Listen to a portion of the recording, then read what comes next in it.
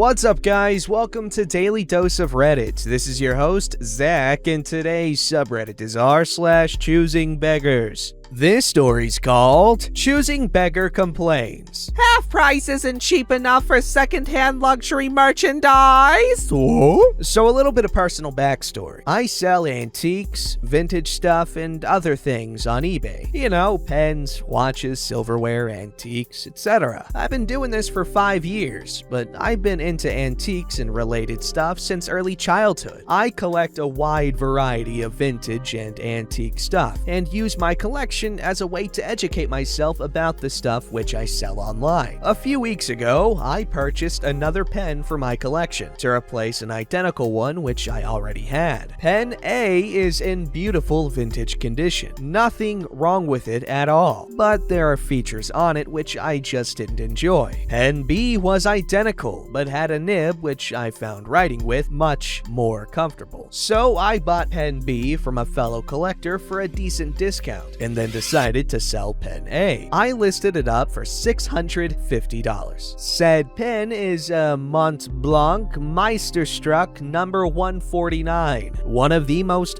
famous pen models in the world. It's been used by everybody from Queen Elizabeth to Barack Obama, JFK to Vladimir Putin. I figured that a pen that famous at that price wouldn't last long, and someone will snap it up and pay the price. Important note, these pens sell for $1,300 brand new, so mine is half price, which I was only able to offer because I bought Pen A for just $250 in a box lot of other pens. Anyway, a friend suggested I post the link to the eBay sale in a local collectors group on Facebook. I told her no because that group is full of choosing beggars. She said, What's the worst that could happen? Gee, I wonder why I'm sharing this here. Within half an hour, the vultures started to swarm. One guy in particular seemed very offended that I had shared the pen for sale on eBay first, instead of offering it to my dear fellow collectors. Oh boy, here we go. This is why I didn't want to share it in the group. Dude, that is way overpriced. Huh? You want $650 for that? Yeah, I do. There's no way that thing is worth $600. Well, it's a Cold War era pen made in West Germany before the wall came down, so... You know you could buy these things for $400, right? What a ripoff! How do we even know it's real? I've been collecting pens for 20 years. I think I can spot a fake Mont Blanc. How do I know that you're not trying to sell a fake? Shouldn't you know how to spot a fake already if you're trying to buy luxury merchandise secondhand online? Yeah, I do, but do you? If you do, then you should be able to tell if this is a fake. Yeah, but you could try and swap it out. There's no way I could try and sell a fake luxury pin on a site like this and keep my reputation as a seller. How stupid do you think I am? Whatever, dude. I'm telling you, $400. That's what they go for on eBay. Current cheapest on eBay, as of the date of posting this, $790. Average secondhand asking price, $800 to $1,000. $400 on eBay? Really? Totally. I sell them too. I know what they're worth. Wow, really? $400. Was it still in one piece? He kept repeating that it was worth only $400, $350, and I kept telling him no. But the $650 new! No they're not. For someone who claims he sells these things all the time, you don't seem to know your market or retail prices very well, do you? They're $1,300 new. $1,400 if you want customization done, special engravings, nib work, gift wrapping, etc. I showed him links, pictures, price lists, the whole deal, and all he could do was whinge and complain. I told him to stop wasting my time and buy his own Mont Blanc number 149 for $400 if he really thought he could. In the end, I sold the pen to this very nice lady across the state who had been hunting for this model for years. She was very excited to get it and was much more appreciative and polite. pen, people, I swear to God. Okay, so can someone explain to me why pens get that expensive? Like, I get the materials can be expensive and the craftsmanship is something to appreciate, but are you gonna tell me that a $1,300, $1,400 pen is gonna feel better than a freaking Papermate's Ink Joy or some cool ass gel pen for a couple dollars? Because I spent $10 on a nice-ish pen, okay? And I felt that was a waste of money. Because it's just a pen. You can get a decent pen for less than $1. You can get a decent pen for a few cents in a pack of multiple decent pens. So I don't understand the whole, I just spent $30,000 on a pen. I lost my car though. And I'm telling you, that third, fourth mortgage was definitely worth it. Like, I get it if it's like a sentimental thing. Like, oh, cool pen. Very nice, fancy, antique. But like, my question is, how much of that money is just for the fanciness as opposed to functionality? Alright, this story's called Today I Got Trapped in a Supermarket by a Literal Choosing Beggar. So I stopped by at the supermarket between Zoom calls today, and this guy approaches me on the way. For context, I'm a 21-year-old female, and apparently also a grade A chump. He tells me he's short on cash, and could I please grab him some juice and a snack? I say sure. I've been broke myself and know what it's like to be hungry. I never give away money, but if someone needs food, I tend to just think whatever and hand it over. He follows me into the store. Bit weird, but okay. He picks out his crap and I start looking for my own stuff. He looks confused that I'm doing my own shopping and holding him up, saying, You don't seem very concerned about me. Like I'm telling you that I need help and you should be concerned. It's iffy. At this point, I'm thinking, oh no, he's getting needy. Better just buy him his crap so he doesn't follow me around the store anymore. I take him to self-checkout. He asks the attendant if they sell cigarettes. He says no. He asks if they do cash back, and the attendant says yes, but only at the other tills. He starts trying to lead me over there, saying he needs cash for toiletries. Not cigarettes then? I say no, I'll get him what he picked out, but that's it. He starts getting aggressive. I just want a $5, that's it. I'm not giving you cash. I told you I'd get you snacks. That's it, dude. I'm short on money myself. I'm a full-time student on less than minimum wage earnings, and I'm already over budget on groceries this week. You freaking whore. This costs what, $2.50? Look at that. I want some cash. A $5. That's nothing to you. It's a lot to me. I don't get paid very much myself, man. I'm not working, you. I need cash. I pay for the stuff and he leaves. I get back to my shopping, but I have a feeling that a guy in full needy mode like that is probably waiting outside. I finish up 15 minutes later, and lo and behold, he's staring in at me through the double doors. No sign of the food. Sometimes they open with requests like that so they can squeeze you for money. At this point, I'm getting late for work and fully crapping myself. I call my manager, ironically also a total creep, and explain that I'm trapped in a freaking little. I ask the dude at the checkout what he thinks I should do, and him and two other dudes go straight out and try to chase him off. They don't manage for another 20 minutes. He gets aggressive, threatens them, stares through the doors at me, but no one budges. Eventually, he steps off and they walk me in the opposite direction to get a random bus out of the area. On the way, one of the guys was like, "You have to stop talking to these people, lady," which is not untrue, given the circumstances. It still makes me feel like a total idiot. I just don't feel that there is such a thing as these people. I want to help people out, but seriously, supermarket workers are legends. That stuff was way above their pay grade, but they still covered me. Thanks, guys. That's definitely a really creepy situation.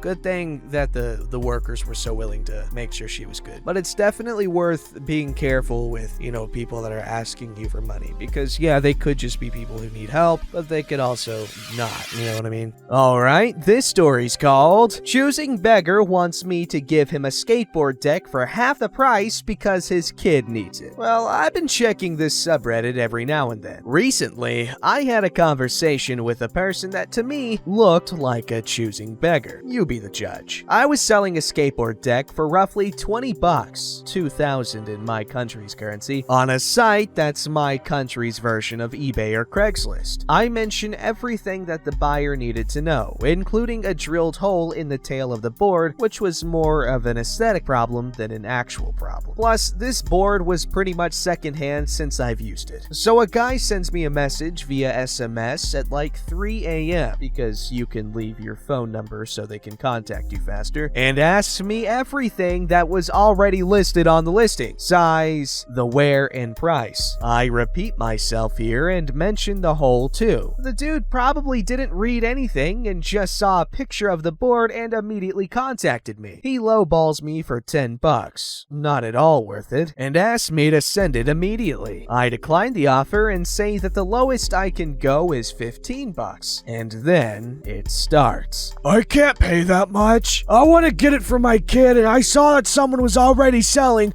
a complete skateboard for 20 bucks. 10 bucks is fair enough, and I can send you the details for the shipping. The board is too big for my kid though, but he'll use it when he grows up. Also, what about the hole you mentioned? This is a rough translation, but even in my language, everything is all over the place with like 10 questions in a sequence. I decline again and tell him that he should get that then. I also tell him to look at the actual listing to see the wear and the hole. It was pretty late, so I go to sleep for a bit. My phone starts ringing at 5 a.m. It's the guy and I ignore it. He calls again at 6 and at 10 a.m. I was stupid for not muting the sound on my phone. I tell him that I'm not interested, and then he offers me a whopping 12 bucks. I just ignore it and finally mute my phone. In the morning, another guy offers me my original price for the board, and I agree with that. That guy just asked me to save the board for him for a couple of days, to which I agreed. I tell the other dude that it's reserved now and that I got the price I wanted. He then gets pissed off, tells me that he called me first, and that he's now willing to give me 15 bucks for it. True, you did call me first, but you lowballed me. He had a better offer. Why would I sell the deck to you when I can get more money for it? I told you my lowest price and you declined. Not my problem. Kid, the deck is too big for my son. A smaller deck would suit him better, but there's time for that. Plus, the problem is the hole you were talking about. That other dude that offered you higher probably won't buy it in the end. Don't get your hopes up. Classic choosing beggar stuff when he doesn't get his way. I still don't realize how the deck being too big is my problem. He knew the measurements. Not once did he mention that he had a problem with the hole until now. Of course, I declined again and told him I'm saving the board for the other dude. He then replies rather normally. No problem. Just call me back if he backs out of buying the board. A couple of days pass and I sell the board to the other dude and I tell the choosing beggar that it's sold. He does the mature thing and starts flexing. He rambled on about how he got 2 boards for 20 bucks. Highly doubt that because there were no boards being sold that cheap on the site during that time. What a sad man. Glad I didn't sell it to him. Okay, 20 bucks for a decent deck is not a bad deal. Like the deck on my skateboard, it's nothing too crazy, but it's decent. It was like 40, 50 bucks and it's a toy machine deck. Alright, this story's called Make Me Beer for My Wedding. Oh my god. What is with people? First, you hear Margaret wanting to lose 30 pounds in 2 months for her wedding. And now you have this crazy person wanting to turn into a glass of beer. What is this nonsense? A little over a decade ago, a good friend of mine was getting married. I was as broke as college students come, so I couldn't get them anything on their gift registry, and I felt like I was letting them down. While out with a few friends one weekend, we collectively came up with a brilliant plan. We were all avid home brewers, so the 3 of us were going to make a 5-gallon batch of bachelor party beer in the groom's favorite style, and another batch for the people in the wedding party. Bride, groom, groomsmen, bridesmaids, mothers, fathers, etc. on the big day. It was brilliant, and we were able to make some killer labels to accompany some righteous homebrew. The bachelor party beer was named Last Sip of Freedom IPA, and the wedding brew was Off Off the Deep End lager. It was received well by all, and us brewers received tons of attention and praise. After the bride and groom departed in their just-married convertible, the rest of us didn't care for the night to end, headed out to keep the party rolling. While waiting for drinks at the bar, I struck up conversation with one of the bridesmaids, and she mentioned how awesome of an idea the custom beers were, and I saw this as my "I'm gonna get lucky" moment. That was my idea. You made those beers? Yeah, me and a few friends thought it would be a big hit at the wedding, and we had fun brewing different batches to perfect it. Can you do that for me? What? My fiance and I are getting married in 3 months, and that would be so amazing if you made beer for us, but different styles. My younger, dumber self didn't even think to look for rings. Facepalm. I mean, I guess I could do that, but I need to know what kind of beers you want me to make so I can give you a quote. Quote? Like you want me to pay for it? Yes? Oh, how much did they pay? They didn't. It was a gift from a few friends. If they didn't pay, then neither should I. I'm already over budget on my wedding. Why can't you just make it for me as a gift too? I would be down to do it for you if you purchased just the ingredients and bottles needed to make a good batch. You don't need to pay for my labor. I'm fine working for the experimental beer batches. I don't see how that should be my concern. They didn't have to pay, and this would be a great way to not have to pay for an open bar. Will you please do it? Please? No. That's not fair. Why not? Because I've been friends with them for 5 years and friends with the groom for 10 years. We haven't even been talking for 5 minutes. I haven't even been invited to your wedding. So unless you're willing to pay, it's not gonna happen, princess. At this point, I was done with the conversation, so I grabbed my drink and headed back to the group. I made the most of my night, but I could feel her burning gaze on me for the rest of the night. I told the guys, we had a chuckle and continue to laugh about it whenever we all meet up. I have since made kegs for parties, custom crush wine for family members and close friends' weddings, graduation parties, and divorce parties, as long as they are willing to pay and provide the glass. That's so cool. I mean, beer's gross and I don't understand how anyone could like it, and if you do, you're probably weird. But that's so cool. I'm joking, by the way. I know. Like, I'm pretty sure beer is the most popular beverage in the world, but that's a really cool gift idea. That makes me think of this one, I think it's a YouTube channel, but it's this guy. He has celebrity guests and he like brews them a custom beer, I think, or just like any alcoholic type of thing. I'm not sure, but it's pretty cool stuff. And Mac Miller was on there and he had a good time. Man, I miss that guy. Don't forget to like, subscribe, and hit that bell to never miss an episode.